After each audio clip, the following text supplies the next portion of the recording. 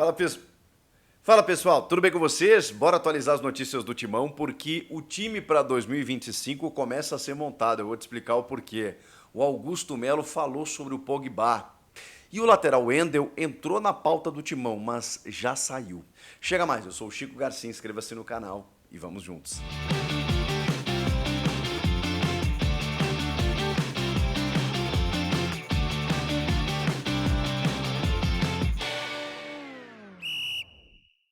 A primeira promessa de Fabinho Soldado para 2025 ela está sendo cumprida.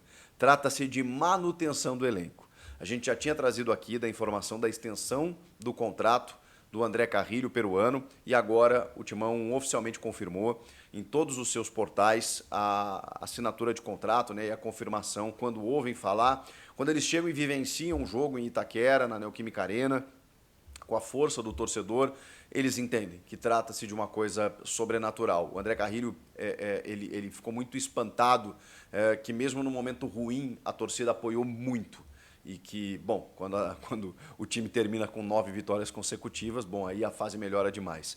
Que ele se adaptou muito rápido, que ele foi muito bem recebido, e a gente tem percebido isso, né? Esse encaixe, essa liga no elenco, né? Jogadores que se fecharam de uma forma muito positiva, né? E o Carrilho, cara, ele chega e aí tem uma interferência direta no time que é assustadora. É um jogador que era para ser atacante, chega no meio campo, ele dá só 2 assistências, os números até, se você olhar os números, você não contrata ele, né? Pô, ele não deu nenhum gol e deu 2 assistências jogando, né, essa reta final, esse segundo semestre aí, não sei, será que vale a pena renovar? Aí você vai vendo, o cara não erra passe, a construção de jogo começa toda dos pés dele, ele marca, ele cerca, ele arma, ele faz um trabalho sujo, entre aspas, né, que ele limpa a área para que o Breno Bidon também consiga se aproximar cada vez mais do Rodrigo Garro, para que o Garro tenha liberdade para criar, tudo isso é feito pelo trabalho do Carrilho. O Carrilho proporciona isso ao Rodrigo Garro, essa liberdade que ele tem para pegar a bola já num ponto nevrálgico do ataque e já servir os atacantes. Quando muitas vezes não é o André Carrilho que começa uma jogada pelo lado direito, numa combinação com o Mateuzinho, né, com o lateral, ou mesmo circulando uma bola dentro da área, mas como ele ocupa uma faixa central que é um pouco mais recuada, ele não tem tanta interferência em gols e assistências. Mas se você perceber, antes da assistência para o gol, normalmente ela passou pelos pés do André Carrilho. E é por isso que ele teve seu contrato renovado, está feliz da vida, a Fiel também e o Corinthians também. Por que eu falo que o time de 2025 já começou? Eu poderia dizer que esse é o primeiro ato para 2025, mas eu não posso ser injusto com a compra, a aquisição de Hugo Souza, que esse foi o primeiro ato. Quando a gente falava, né, a primeira contratação de 2025 precisa ser o Hugo Souza, que tinha contrato de empréstimo só até o final do ano. O Corinthians precisava comprar o Hugo e não estava tão fácil assim. O Flamengo fez o jogo duro, aquela coisa toda, não aceitou parcelamento, não aceitou garantias, até que o Corinthians conseguiu, com a parceira, com a patrocinadora Master, finalmente adquirir de forma definitiva. E aí fixou o contrato com o Hugo Souza, que agora é jogador do Corinthians. Pois bem, esse foi o primeiro reforço. O segundo, André Carrilho, que obviamente teria contrato até a metade do ano, mas não adianta muita coisa, né? Um fim de Paulista, um começo de Brasileiro, o Brasileiro ano que vem vai até dezembro, 21 de dezembro, então assim, será um campeonato de 10 meses, fora as outras competições, uma temporada muito atribulada e o Corinthians poderia perder o Carrilho na metade do ano. Então é mais um reforço dentro da manutenção de elenco. Quando a gente fala de um elenco que termina encaixado, ganhando 9 seguidas no Brasileiro, que a cada jogo que disputava a gente se perguntava de quanto ia ser o jogo, essa manutenção trata-se de um reforço e tanto. E aí, claro, né, tem a ver também com não perder o Yuri Alberto, o Breno Bidon, e todos esses jogadores aí cobiçados, além do Memphis, além do Garro, de todos esses jogadores fundamentais. Mas o André Carrilho está mantido até 2026. Bom, gente, o lateral Wendel, vejam só, eu até falei que a lateral esquerda estava dentro de uma prioridade de reforços no último vídeo, num dos últimos vídeos. Mas eu referi para vocês que o Matheus Bidu terminou o ano em alta, né? O Hugo, a gente sabe, tem lá suas limitações e tudo mais, e o Diego Palacios está sendo esperado para 2025. Ele já está entregue, ele já está treinando, ele teve todos os seus processos corrigidos lá, ele realmente teve um problema que foi agravado, né, da cirurgia lá inicial, o Joaquim Grava voltou para o CT, foi lá, realizou o procedimento, ele está livre, ele está disponível, a gente não sabe em que condições, mas pelo menos poderemos ver o Palácios em 2025 juntamente do Bidu. A lateral esquerda ela se torna uma oportunidade de mercado na medida em que você não sabe o que o Palácios pode te entregar. E o Bidu, cara, jogou quase todos os jogos. Então, você vai precisar dosar. Precisa de um reforço ali. O Hugo é inconfiável, né, tecnicamente falando. Bom, e aí o Corinthians meio que acenou a possibilidade de contratar o Wendel, jogador de seleção, que está no Porto, contrato até a metade de 25, que o São Paulo tem interesse, o Inter demonstrou interesse, o Grêmio demonstrou interesse em repatriar.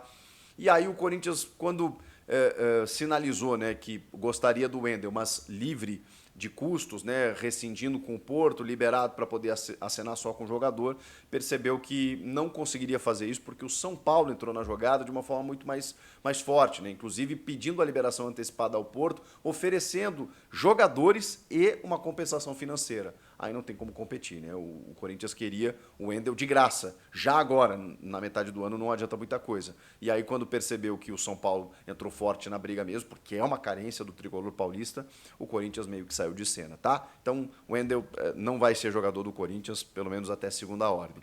E para fechar, o Pogba segue causando, né? Porque ele tá malhando, né? Ele está fazendo a sua atividade física constante com uma camisa que é da seleção brasileira, do time Brasil. Enfim, tem um símbolo do Brasil ali, as cores do Brasil. E aí, de novo, fez uma postagem nesse domingo. Ele já tinha feito aquela enigmática nos stories, com uma ampulheta, uma carinha fechada, não sei o quê. Né, com o zíper na boca, que ele não podia, como se ele estivesse escondendo algum segredo. Aí agora, de novo, ele mostra uma foto malhando com a camisa do Brasil. E aí, mano, em 15 minutos, uma enxurrada de comentários brasileiros, de torcedores do Corinthians e tal, aquela coisa toda. Ele tá gostando do hype. Ele tá gostando do hype.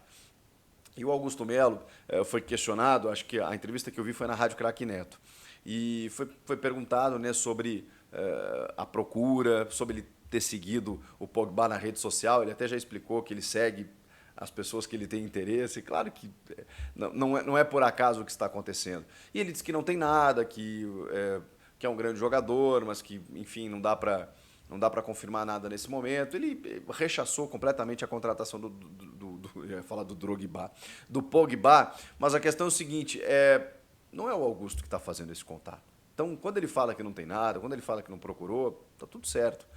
Mas houve, sim, conversas junto de staffs, sondagens para saber qual a situação, e tem aquela vírgula ainda rolando. O Corinthians não vai dizer que tem interesse nesse momento, porque depende de muita coisa. Depende da patrocinadora pagar, depende de haver um consenso com comissão técnica, diretoria, de que, tá bom, vamos trazer esse cara, mas ele só pode jogar a partir de março. Então, esse investimento ele tem que ser feito com muito cuidado. É claro que quando um jogador desse porte meio que se oferece para jogar no Corinthians, você vai atrás, você pesquisa, você procura saber, tá, mas peraí, de que forma? Quanto seria? De graça não é, né, Pogba? A gente sabe que não. Mas tá, beleza, mas e aí? Pode jogar em março, mas como é que está a sua condição física? Aí você vai conversando no entorno, né, com o staff, com fisioterapia do cara, com empresário, do tipo, beleza, como é que ele está no dia a dia, aquela coisa. Não, o cara tá ponta dos cascos, está trabalhando, não sei o quê, pode, ritmo de jogo, só isso se corrige em 3, 4 jogos, então em março, quando ele puder jogar, ele vai estar voando já. Sei lá, são referências que você busca. E aí busca também com o patrocinador, né? Porque o patrocinador quer um jogador desse porte, desse nível. Vai ter um atacante, um cara mais badalado nesse sentido? Se não tiver, vai ser o Pogba, porque o Pogba chega e é titular do Corinthians.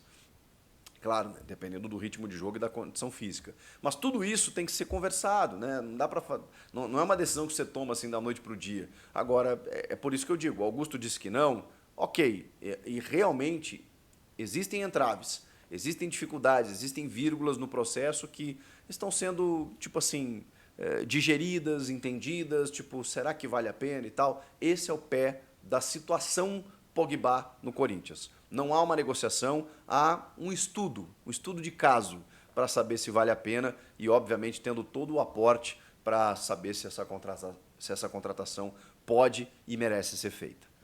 De novo, eu pergunto para você, vale a pena? Você aceitaria o risco de trazer um jogador que está suspenso, sem jogar 1 ano e meio, mas é um jogador maravilhoso, né? Sei lá. Comenta aqui, inscreva-se no canal e eu volto a qualquer momento com mais novidades. Até a próxima. Tchau!